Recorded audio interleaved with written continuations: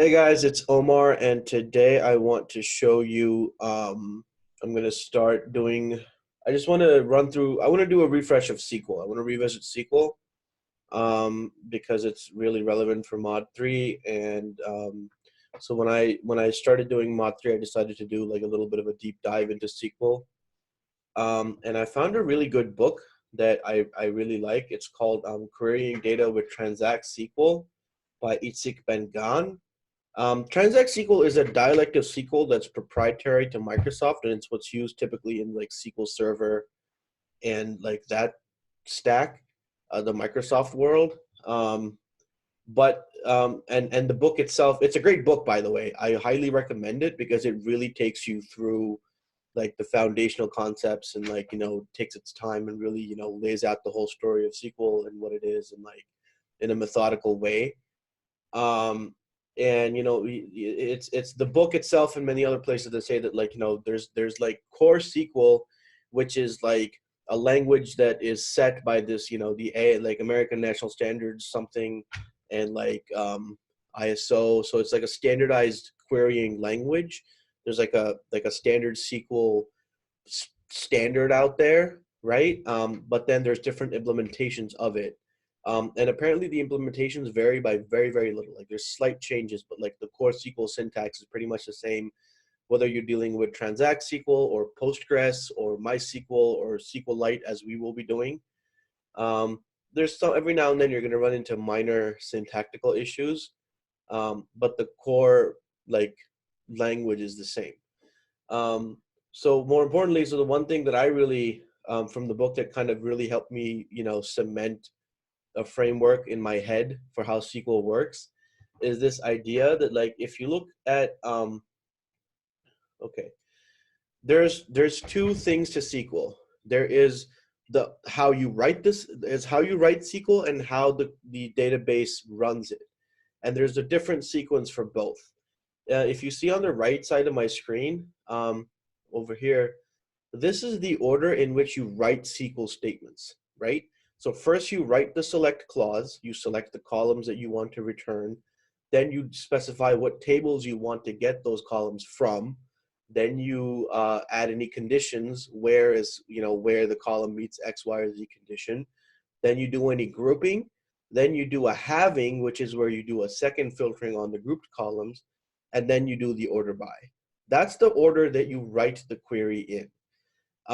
It's not the order in which it's executed, and that's relevant, and you'll see why later on. And this is really when once I understood this concept was one of the things I was confused about was like, what is the difference between having and where? And I understood that once I knew, the fact that like the sequence in which the expressions are evaluated is different. That's on the right. And what happens is that the computer first evaluates the from. So first it goes to the tables that you want to pull from. That's also where it performs the joins, by the way. So because joins are like a subset of the from uh, statement. So first the engine finds the table, then it does the filtering, then it does the grouping. Then if you want to filter the grouped results, you do the halving. Then you select your columns, and then you order. And that's very important because like that means that like you can select columns that don't exist yet, I guess, right? Even though you select them up here, even though they don't really technically exist until the joins have been done and stuff, right? And then you may have new columns or whatever, or their groupings have been done, and now you may have different columns. Um, and like the idea so the book gives a very good example. It gives a very good explanation. It's like the idea behind the book says that like the idea behind like the way in which you write the actual SQL. I guess the creators behind it, they wanted SQL to sort of really represent natural language as closely as possible. So the idea is, it would be like saying that the good example that they give is like, okay, let's say that you wanted to tell somebody to bring you a soda from the fridge. I tell my 3-year-old, go get me soda from the fridge. So what do? I'm telling him, get a soda, that's select, right? Select a soda from the fridge, okay, where the soda is cold, right? Um, Group by, I don't know what that, like bring ice with it or something, only ice that's cold, and then order by, I don't know. But that's the idea. The idea is that like you know, the structure behind how what's known as the keyed in order. That's what's the sequence is known as, like when you write it. That's the keyed in order versus the logical query processing order, which is the order in which they're executed. So I just really found that really helpful, having the whole process described to me like that. So I thought maybe you guys might find it helpful. I highly recommend the book. This is really it's a preparation book for the Transact SQL exam. It gets super dense kind of later on, and it's like you really have to have had a couple of years of experience to really truly appreciate what they're saying. But at least the first half of it was like really good. I mean, you could skip past the parts where it gets dense, but like it has a very good level of detail, and I appreciated that because I feel like that additional level of detail really made SQL click for me. So if you find that kind of thing helpful, it has my stamp of approval for what it's worth. And no, I'm not getting commission for recommending it. Okay, so there's that. So let's jump into the actual SQL, right? Enough talk. Let's execute. So I'm guessing, you guys are all working on the Mob3 project. So am I. It's been such a blast. It's pretty SQL heavy. We have the Northwind database. Interesting fact, the Northwind database is actually, as a matter of fact, it's a Microsoft created sample toy database. They created it, and it's used, it ships with, every time you get Microsoft Access, it has like the Northwind database sort of pre-installed. So like if you want to practice or whatever, or experiment with queries, it's the toy data that they package with Access. And a lot of training manuals for Microsoft SQL Server and Access will use the Northwind SQL database. It's kind of like the Titanic data that you get in, what is it, SciPy or something, or like the Flower, the Iris, whatever. Like those data sets that come like prepackaged with SciPy and all those modules. It's kind of like that, but from Microsoft. So that's an interesting fact. We're going to import our libraries, standard, nothing fancy. Multi-comparison is an object that I would refer you to the previous study group that I did on. Me and Michael were there. And Michael actually turned me on to this. It's actually pretty cool. It runs a pairwise Tukey. That's how you do that. I would suggest going to that video if you're not sure. We covered this there. It's pretty helpful. It's pretty cool. But we're not going to get into that right now. I just want to do SQL because I kind of messed up and I forgot to record the second half of our previous study group where we had gone over SQL. So I thought I should do it again because I also messed up by putting in the incorrect time for the study group and yada, yada, yada. Yes, I'm not very good with logistics, but I'm trying. So anyways, all right, so we import our libraries, standard. Create the connection object. We've seen that before, nothing controversial there. SQLite3.connect, specify the name of the database, connection is created. Create a cursor on that object. Now we got our cursor. And then from there on, if you recall, what we do is simply we write out, typically what I like to do anyways, is that I'll write out the query as a string and store that in a variable called Q, and then just pass that string into the cursor.execute method. You could type your queries in there. You don't want to do that in this case because you're going to get some long queries and it's going to look messy. I like to have them all up neat on a separate little thing. And then the other thing I do is I can literally just like copy paste this whole chunk if I want to do another query, and then just like, enter a cell below, paste it. Now all I have to do is modify the string and maybe the variable names. But in a pinch, I can just start off if I just want to just jump back into doing the query. Just copy paste it, modify the query text, run it, and then I'll get my results. Okay. Here's one thing that I think you might find useful that I kind of ran into. So, okay, here's the problem. When you run the query, okay, so here's your workflow, right? You have the cursor, you execute the query, and now you want to pass the results of that query into a data frame. So you go down to the data frame and you assign to this variable pd.dataframe cursor.fetchAll. You pass the query with the fetchAll method into the data frame, and but this by itself, this is not going to give names to the columns of the data frame that's created. So apparently, doing cursor.fetchAll does not pull the names of the columns from the SQL table automatically. Like you have to sort of explicitly pull those. And the best way to do that is this line right here.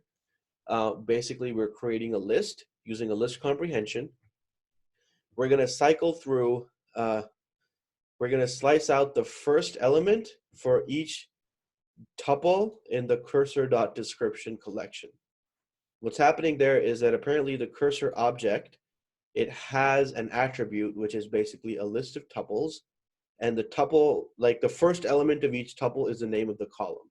And there's like 7 other elements in the tuples. They're all nans usually. The reason they have 7 tuples is because of some kind of backward compatibility thing.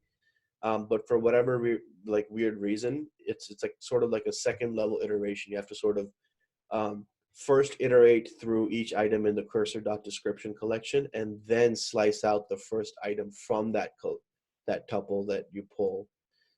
So that's how you get, and this will, so now this will generate a list of column names. And then when you're creating the data frame, you just pass that into the columns parameter. And now when you run it, your data frame will have the appropriate names for the columns. Okay, so let's jump back in. I wanna have my OneNote thing up here because I wanna. Yeah, I don't remember SQL offhand just yet, so I'm gonna keep my handy little cheat sheet as I go through. I highly recommend that you do it as well. It's just easier. So what do you want to do? Actually, you know what? Let's take a step back. There's something that I did that I thought was super useful, which was I'm going to put in a markdown cell, and here I'm going to type image src is equal to, hang on, let's see, what is this? Yeah, that's it. Alrighty, okay, let's see if that works. Oh, sorry, it worked. I just used the incorrect. I don't know why that's in there. Why do we need AdventureWorks is like another toy database that I've heard of, but we're not using it. So why is that still in there? Maybe they just forgot to delete it. Anyways, you want Northwind. That's the one that you want. Yeah. And in case you're wondering what I did there, this is a while back. You may have remembered I was all excited that you could run HTML in Markdown cells, and part of the reason was this. I'm basically just putting in an image HTML tag specifying the source as basically I'm saying this file from the root directory, right? Like in HTML in the source, if you don't have like the slashes, it implicitly goes to the root directory. And the root directory is basically the same directory that the workbook is running in. So this workbook is like, I think it's this one, Untitled 1, probably rename it. And this image is in the same directory. So if I just do source that, it'll just, and when I run that, bing, now we get this awesome schema without which I would be so lost. I love these things. This makes things so much easier. So this is our schema. As you know, the way that a database works is you have a collection of tables. Each table has, I'm pretty sure that it has to, but I know that at the very least it's the best practice. It has to have one, okay, this is the list of columns in the table, right? This isn't the actual rows. This is just telling us this table has these columns, and then there's probably thousands of rows for each one of these, but the schema just tells us what the columns are. It tells us the data type for the column, and nullable, I think that means whether or not it can hold null values. Like I said, I'm pretty sure that's a requirement, but at the very least, it's a best practice that each table has to have one column that has unique and non-repeating values. And that's typically like an ID column, right? So each row is assigned an ID number that's unique from every other row, so that you have a way of like pulling, unique rows, even if the rest of the data is the same. For whatever reason, you need to distinguish 2 records, even though the remaining data is the same, you just assign a different ID number, and now it's a completely new record. And that's called the primary key, right? The primary key. Hey, David. David, can you hear me? Yeah, I can hear you now. Awesome, beautiful. Sorry, I didn't have headphones. I didn't think anybody would come. I was a little surprised, so I didn't even No, bother putting. I was looking at the Slack channel. I just saw it, and I was like, oh, I better get on. Yeah, yeah, yeah. So I'm just running through. I'm redoing this because I kind of messed up at the weekly student study group, Huh? and I forgot to record the SQL parts. I'm just going back and walking through some SQL. I just kind of went through uh, just some of the basics of SQL, and I was talking about how if you see on the right side of the screen, Right, this is basically just a cheat sheet for SQL, and it tells you the order in which to enter in your queries. So you do your select, then your from, then where, group by, so on. I got it from this book, and it's a book that I recommend that I've been using. I like it. So yeah, I was talking then about, all right, we connected, we pulled our database schema. So I was talking about primary keys. Um, and David, you want to talk about primary keys?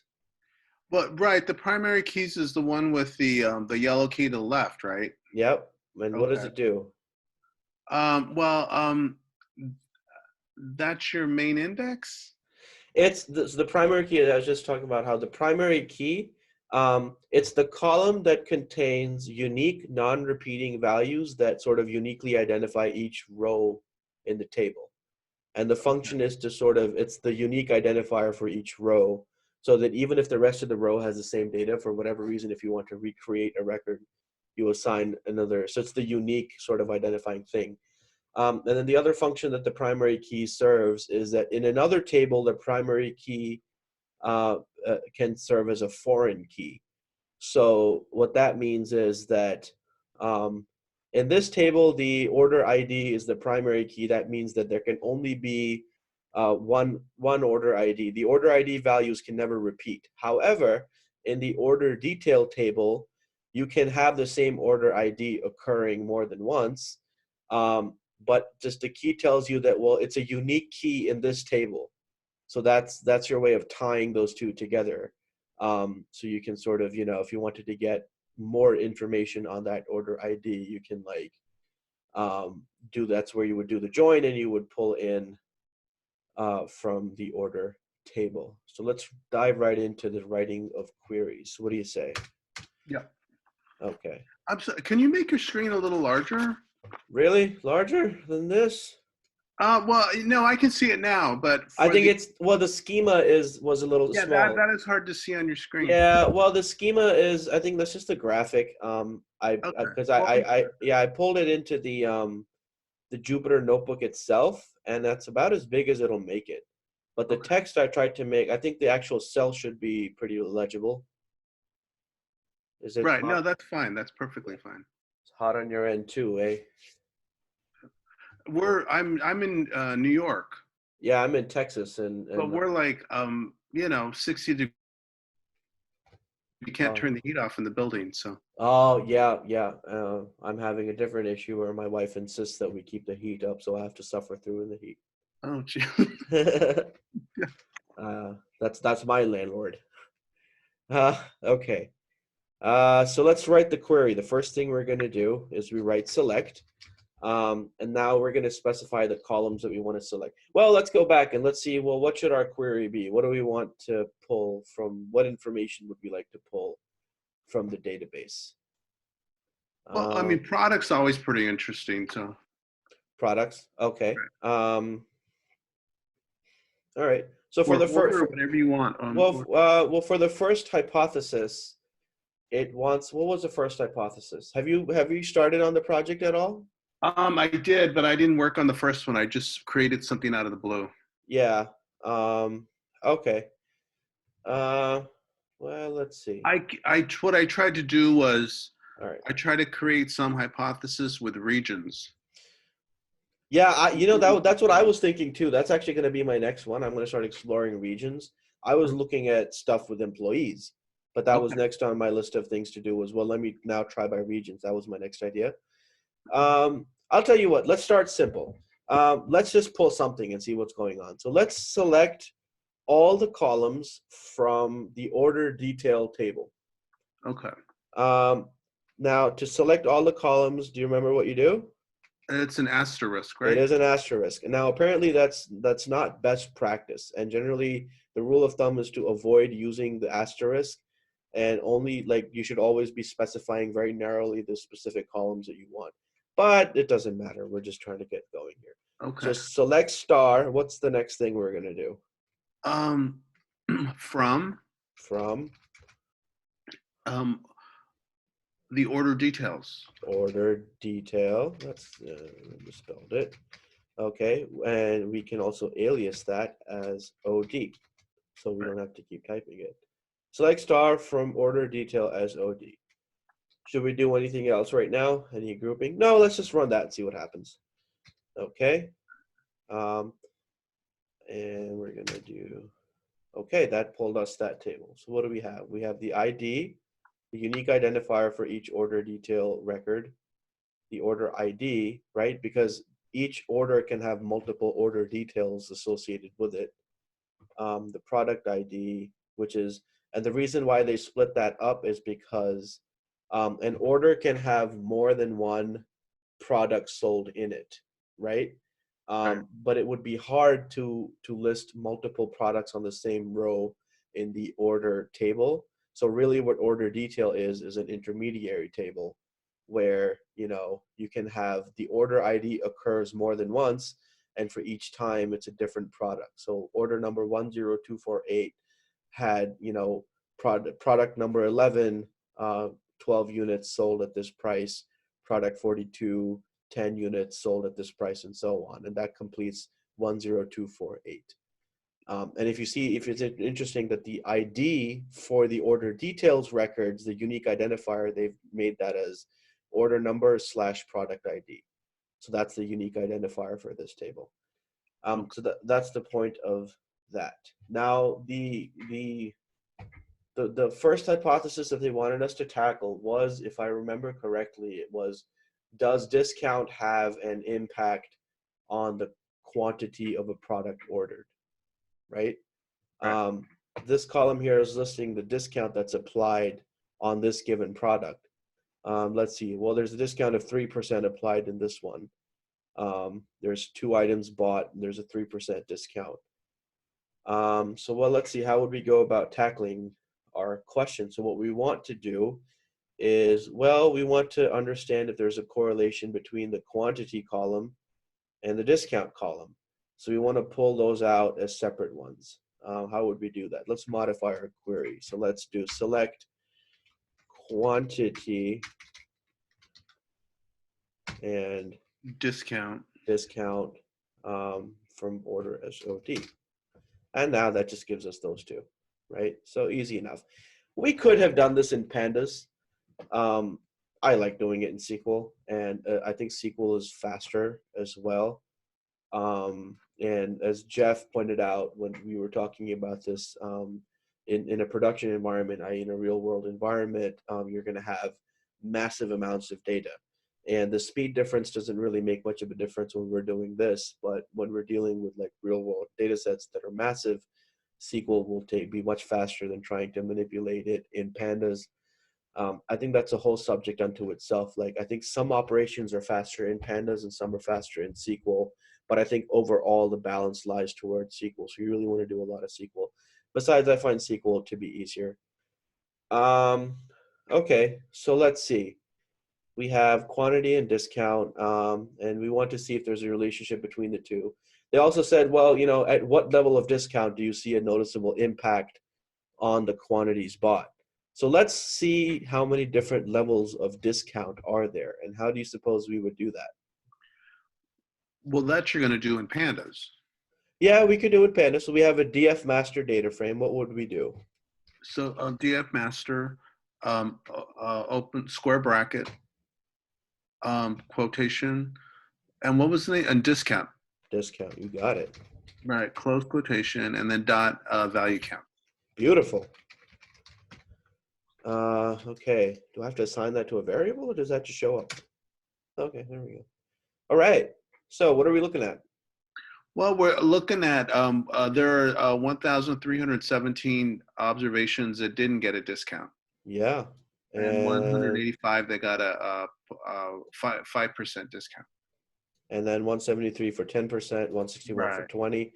And you see that there are these outliers. There's like only 3 that got a 3%, 2 that got a 2%, 1 that got a 1%, 1 that got a 4. My inclination is to get rid of these, because they're so small that I feel like trying to study them is pointless, and they're just probably just going to add noise, and they're just one-offs. It seems that their business practice is to give discounts in increments of 5%. So it's more meaningful for us to look at that.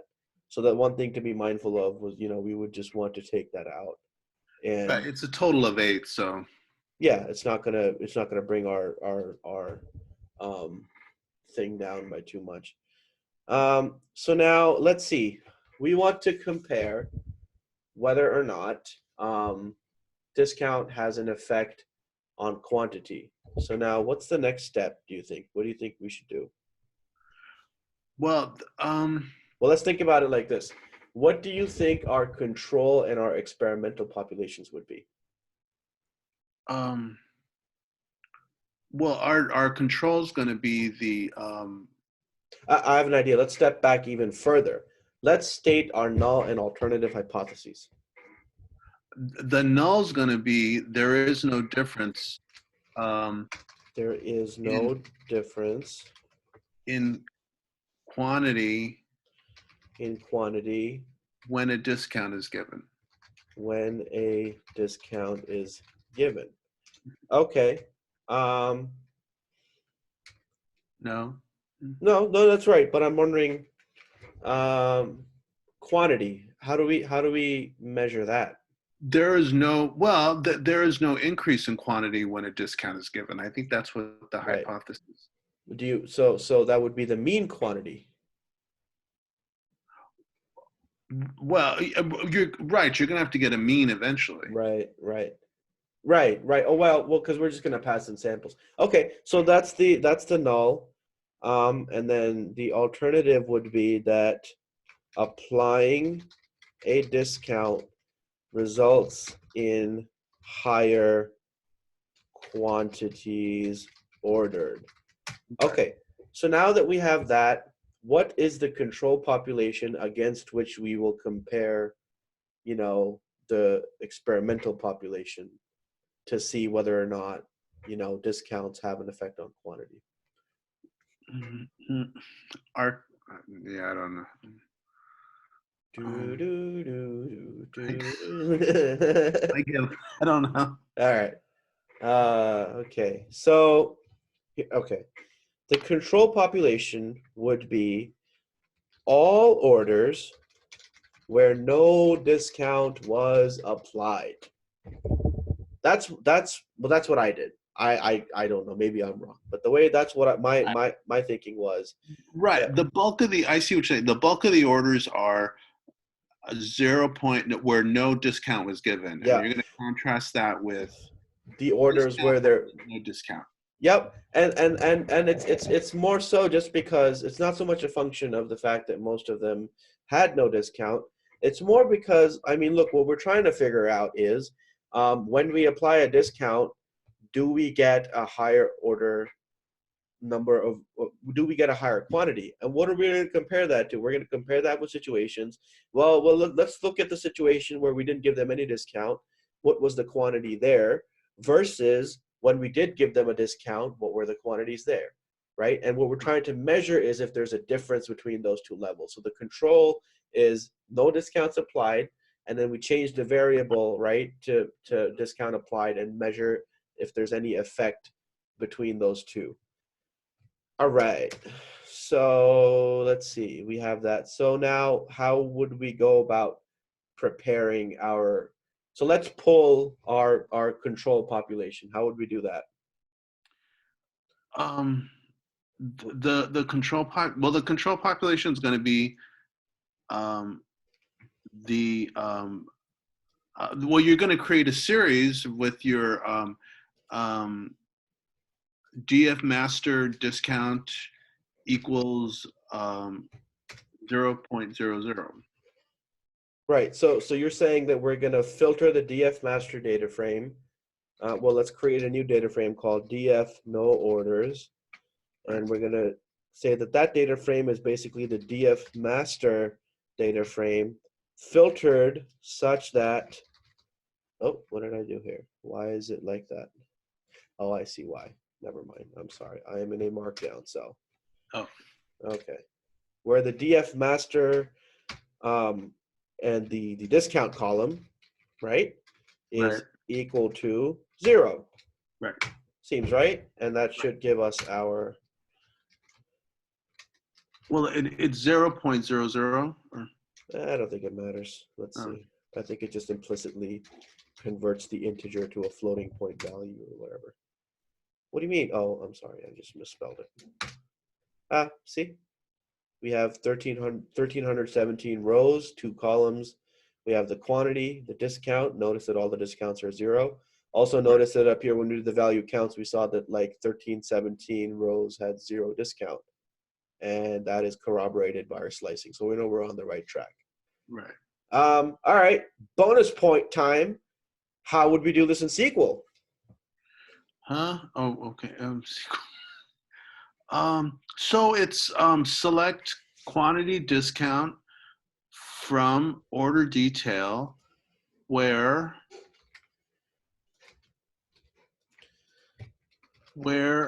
discount equals 0. I think that'll do it. Yeah, look at that. Okay. 1,317 rows. Same as down here. Same as the value counts. So yeah, that is how you would do that in SQL. Now let me ask you this. What did you think was easier, SQL or Pandas? Well, I mean, since we're working with SQL, I guess I would stick with SQL. But I mean, I think Yeah. Pandas is easier. I think, Pandas feels easier because we've been working with Pandas like nonstop, man. I dream in Pandas now. I don't know about you. So it's more Yeah. natural. But if you think about it, it took us less typing to get this result as opposed to like the slicing of the data frame where we had to assign a new data frame to a new variable, df master, where df master equals blah. And even if we use James's awesome nifty group by technique, it still, I feel, would have been like more typing and a longer, more complex thing to write as opposed to simply going up to SQL and saying, hey, select quantity discount where discount is 0. It's just more natural, don't you think? Yeah. Yeah, I mean, it's right, but we've been working so much with Pandas, it just seems easier it that way. does. It does. It does. Most of them are, It yeah. does. But It does. you're gonna have to learn SQL anyway. You're absolutely right. No, you're absolutely right. But I just feel that like I'm just saying that because from my perspective, it got me thinking. You know what? It might be worthwhile to sort of get the hang of like messing with SQL because I feel like it's easier. It's kind of like I don't know. I don't know what a good example is, but it's just easier. Like it's what we're used to is pandas, but I feel like SQL is custom built for just doing exactly these kinds of things for filtering and grouping and ordering data. It's like the gold standard. Pandas is just it's really just a bridge. Pandas is supposed to be like, it's a bridge between databases and Python, and it's like an intermediary sort of thing. But like, so as a general principle, I just feel like it's a good idea to get in the habit of like starting to offload as much of your data processing to SQL as possible. Right. Okay, so we have that. What else are we gonna do? Okay, what's So we next? need one more data frame. We do need one more data frame. What data frame do we need? Well, we're going to need it where it's greater than 0. Amen. And you know what? Since I'm such a fan of SQL now, I'm gonna do it in SQL. How do we do it in SQL? So where discount is greater than 0. Okay. All right. You could do greater than 0. You know what I like to do? Not equal, because I love using the exclamation mark because it makes Okay. my they look more fun. I don't know. It's fun. So I'll do that. And we're gonna call this data frame df with discounts. Right. Okay. And then let's run it. Okay.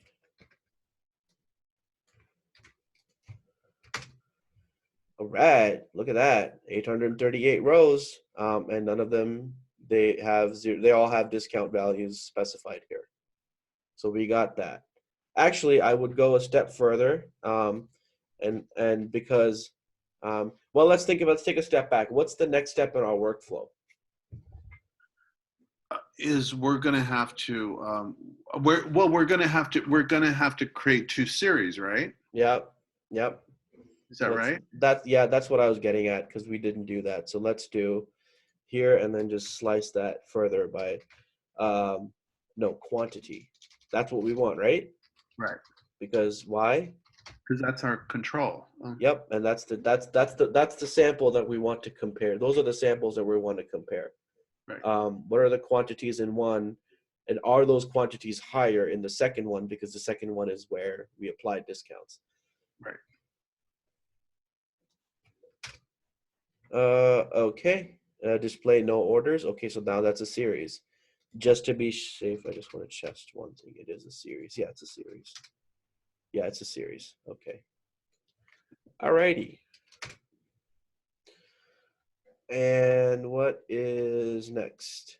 We're going to do the same here. We're just going to say, I'm just going to do it again. DF with discounts is, come on, is equal to DF with discounts quantity. Mm-hmm. All right. Let's do that. All right. Now we have our two series. What now? So the next, you mean still in SQL? You're the driver, man. Where are we going? Because I think the SQL part. I think we've accomplished setting up two series that we're going to compare to each other. Yeah. One is our control, and one is our experiment. And then the next step is just going to be the actual. Wait, you broke out there. So what's the next step? Statistical analysis, or There you go. Okay. So statistical. What kind of statistics? How would we go about doing the statistical analysis? well, I mean, the first thing I would do, even before this, is I would check for null values. Okay. So, How do you? Let's see. How do you do that again? I mean, you can always check that now. Yeah. There aren't any in there. Okay, But so we know there aren't yeah. any, but I would have done that. Yeah, no, yeah. That you're absolutely right. That is exactly what you would do. I did that, and I know that they're not there. But let's do it again.